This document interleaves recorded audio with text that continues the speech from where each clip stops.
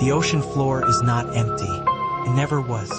3 miles beneath the surface, where sunlight dies completely and pressure becomes strong enough to crush steel like paper, something has always existed. Long before humans learned to measure depth, long before the first ship ever touched salt water, the deep was already filled with presence. Not life as we understand it, but something older, slower, and far less interested in being understood. The deeper you descend, the more reality begins to shift. Water no longer feels like water. It feels heavy, almost conscious, as if it is carrying memory instead of liquid. Light disappears early, but the feeling of being observed does not. In fact, it grows stronger the further you go, as if darkness itself is not empty but crowded with things that prefer it that way. At the upper boundary of recorded deep-sea exploration, researchers once documented a creature they later referred to as the Anglermouth. It was not discovered in motion or in pursuit. It was discovered drifting, suspended in the water column as though the ocean had decided to hold it in place. Its body was massive, nearly 40 feet in length, pale and partially transparent, with faint internal structures visible like slow-moving shadows beneath frozen skin. It did not behave like a predator. It did not behave like prey. It behaved like something that had no concept of either.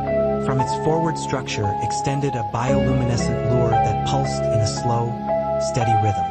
That light was not random.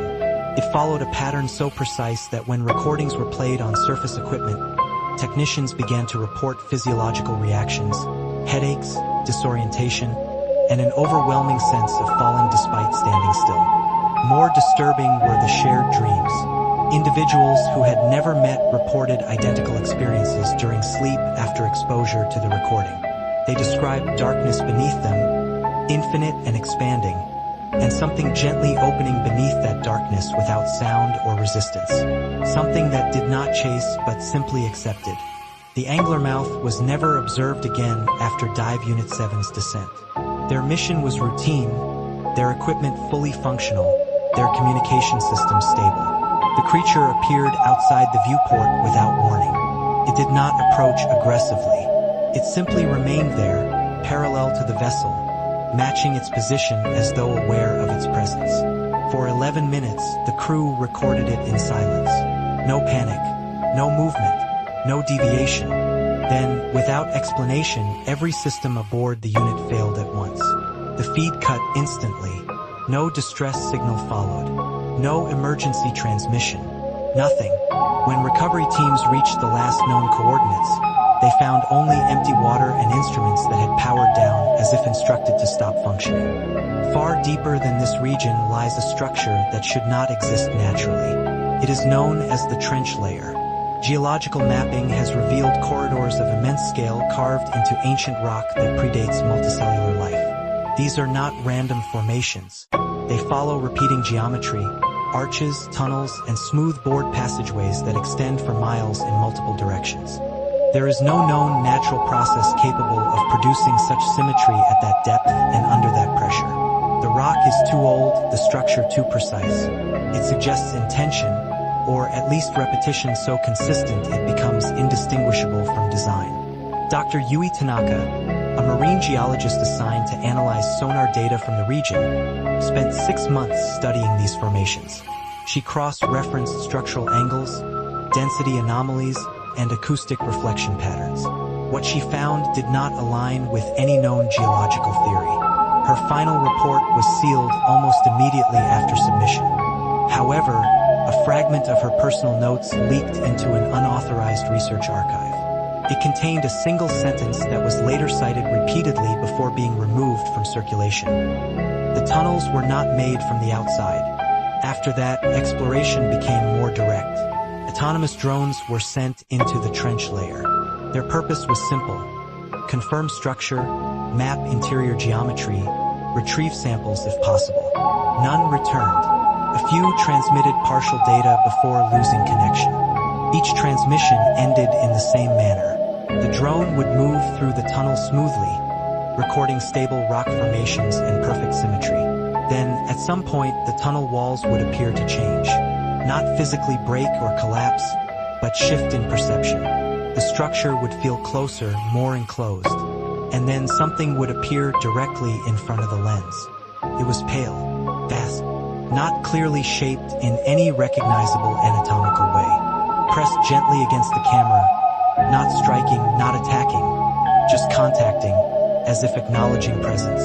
Every feed ended immediately after that moment. Researchers began referring to it as the Pale Shepherd, not because it led anything, but because nothing that entered its space ever returned unchanged or at all. The implication was not that it hunted intruders, but that it redirected them into something deeper than direction itself.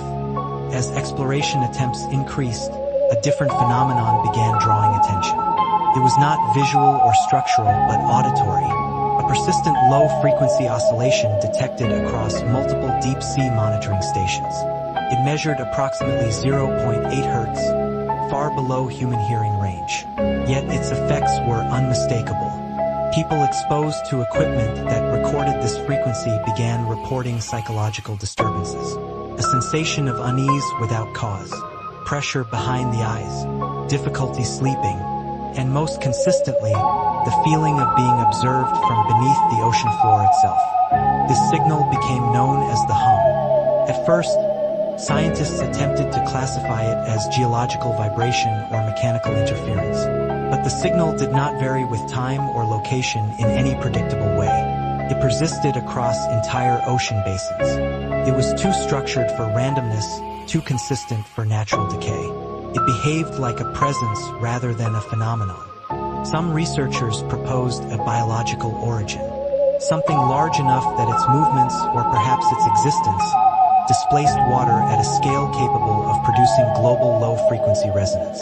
If that theory were correct, the source would have to be unimaginably large. Not a creature in the traditional sense, but something closer to a moving environment. In 2019, an undersea cable installation team operating near the Azores recovered a section of fiber optic line from nearly 4 miles below the surface. The cable had been severed cleanly. The cut was not frayed or damaged gradually. It was precise, surgical. The estimated bite radius exceeded 60 feet. No known marine organism approaches that scale or behavior. What made the discovery more disturbing was not the size of the damage, but its directionality. The deformation of the cable suggested upward force. Whatever caused the bite had been oriented toward the surface, as if aware that something existed above it worth observing. The implications of this pattern began to unsettle even experienced oceanographers, because it suggested not randomness, not feeding behavior, but awareness. The truth about the ocean is that most of it remains completely unknown. 95% of the seafloor has never been directly observed. Every expedition that ventures deeper only expands the list of contradictions. Life forms that should not survive pressure. Structures that should not exist naturally. Signals that should not persist across such vast distances. Yet they do, and they have likely always done so. The ocean is not silent. It is not empty. It is not waiting to be filled with understanding. It is already complete without us. Every discovery made by humans does not reveal what the ocean is, but only how little of it interacts with our perception.